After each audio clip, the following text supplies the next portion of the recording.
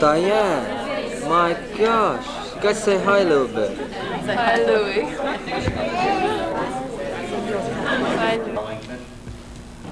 I think we have an exciting program for you this evening. Our speaker has a very, very interesting background, not only in the Baha'i Faith, but in his career, which I'll tell you a little bit about later.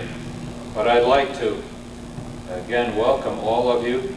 And after our speaker is concluded, why we enjoy having you stay around to visit. We have some light refreshments in the back, and we'll be just very informal after the speaker is finished. And if you have questions, I think questions are better answered in an informal setting. I'd like to open the program by reading a Baha'i prayer. And since I'm the chairman of the meeting, one of the prerogatives of the chairman is to pick the prayer. And this is one that is a special one for me. So I'd like to read it now. I'd like to tell you briefly about our speaker. I know some folks, after they'd seen the announcements, had some question about just exactly what he did. So I thought before the meeting that I would chat with Bill and see if my understanding of his responsibilities, at least the current ones, were accurate. Please come and sit down. Current job, really converted into layman's terms, he is really the operating officer of the court. In the business world, he would be executive vice president and chief operating officer. But they have different terms in the legal system, some quite different than we're used to, but we won't go into that. And so he really is the chief operating officer of that Ninth Circuit Court in California, and held a quite similar position in Kentucky.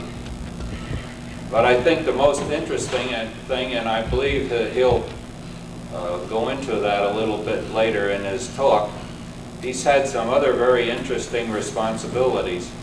He spent some time in South America as an officer of the Peace Corps, and then some little time in Haifa, Israel, where he really was the chief personnel officer at the Baha'i World Center. And I presume you can appreciate how important that would be to get the right people in a place where really it's the hub of the operation of the Baha'i Faith worldwide.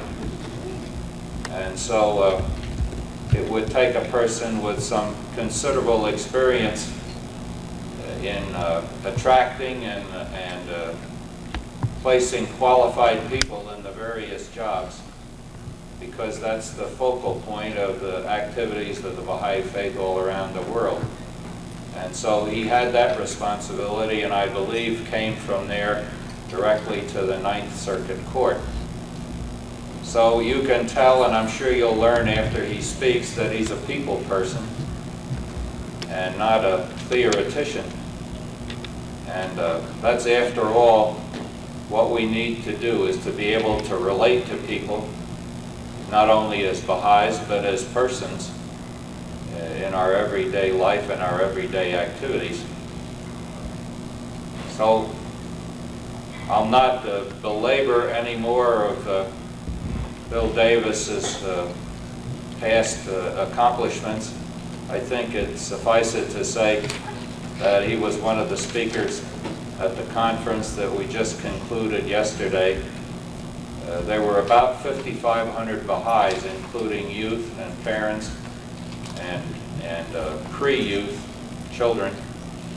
And as nearly as we can tell, the whole program was very, very successful, and Bill may add some comments about that if he chooses. But we wanted to have a public meeting following the conference and have someone who is a nationally recognized speaker and come to us. And so we asked and he agreed, and so I'd like to present to you Mr. William Davis.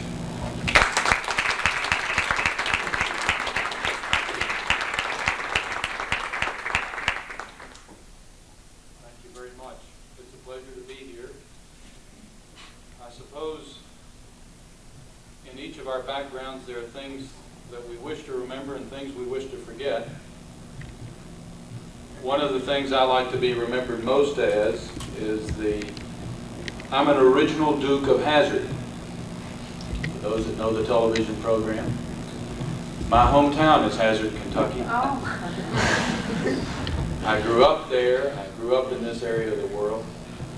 As I told someone before we began, I'm the first in 9 generations in my family not to be in the coal business. In fact, an aunt of mine traced the lineage of the family all the way back to Wales, and my great-grandfather came from Wales and settled in western Virginia and eastern Tennessee, associated with a widely diverse group of people. That's one of the things that has always attracted me to the Baha'i Faith, is its diversity. Since we are to enter a golden age, if we fail, the world will become one of ever-increasing brutality and possibly end in horrible destruction. Baha'u'llah said, the founder of the Baha'i Faith, the first challenge is to establish a universal and lasting peace. Achieving peace is based upon the premise that the reality of our age is the interdependence of all peoples, and that the institutions and policies which regulate our political, economic, and social life must advance world order.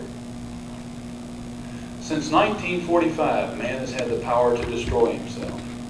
Particular interest to the welfare of humanity as a whole. And through their diverse contributions, create a world culture richer and more rewarding than any previous culture, destroy the edifice of humankind, and are the primary causes.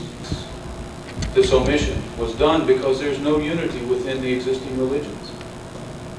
The purpose of religion for man is to enable him to carry on in ever-advancing civilization.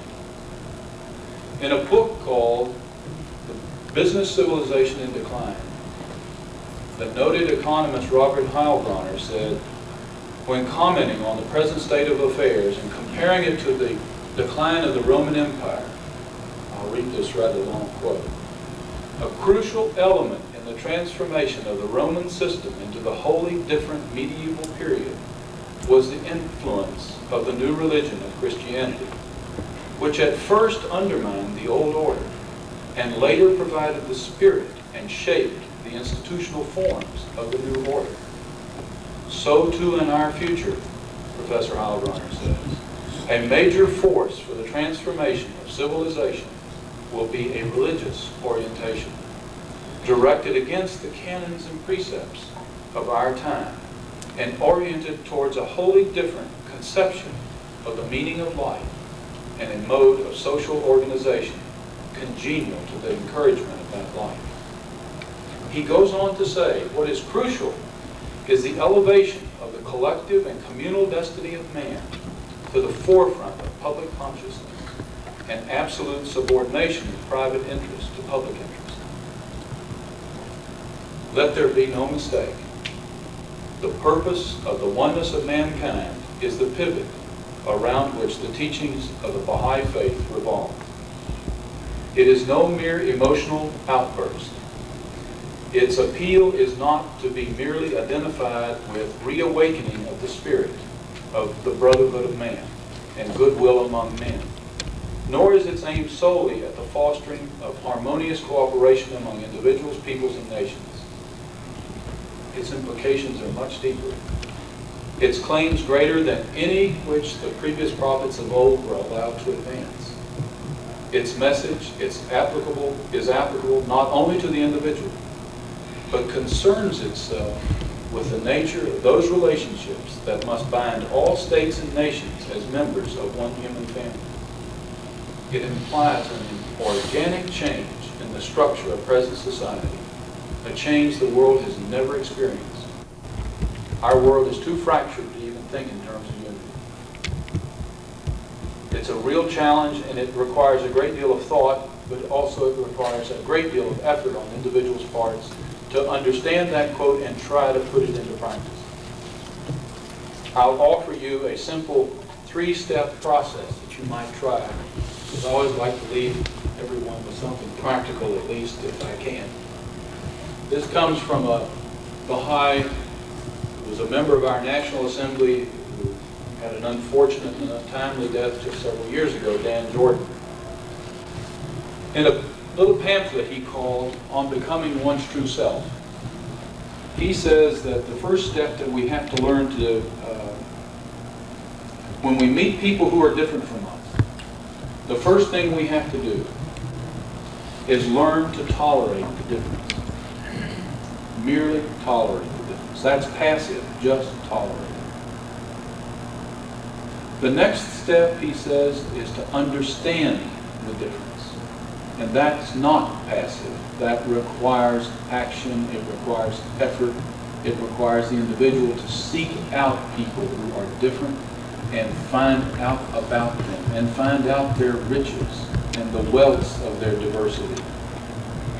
And finally, he said in his little pamphlet that we learn in the process of understanding difference to appreciate the difference. And as we learn to appreciate the difference, we grow close. And that's the Baha'i process of building a new world order. That's very simply the Baha'i process. Thank you very much.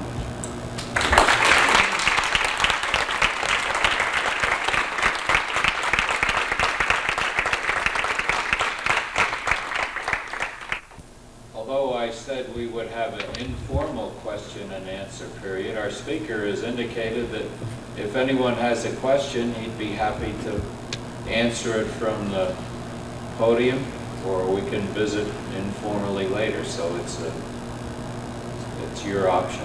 Rather than read a closing prayer in English, I'd like to ask one of our Persian Baha'is if he would chant a prayer. Do you have somebody, Dr. Mani? Yes, I'll do. Would you please come up and do that for me? This is a prayer from the Baha'i Faith, asking for divine assistance, and it is in Arabic.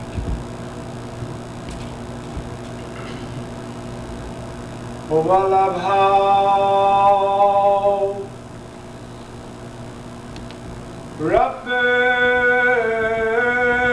مرجعي أسألك بسيطرتك المحيطة المستولية على الكائنات أن تنصر بعضك في كل جهات وتحيي قلوبهم بالنفحات وتنشر فدتهم بالنسمات وتسقيهم كأس الحياة وتحفظهم في فلك النجاة إنك أنت العزيز Baha'i.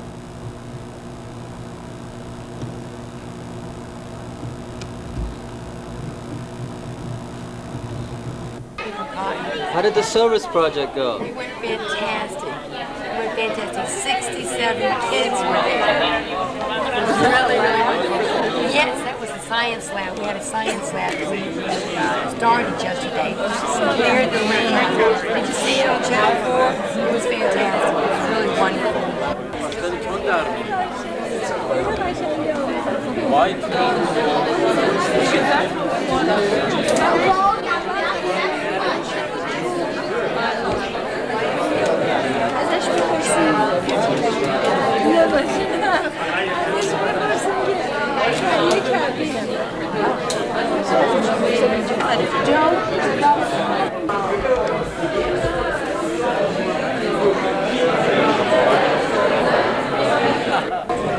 I came out first time.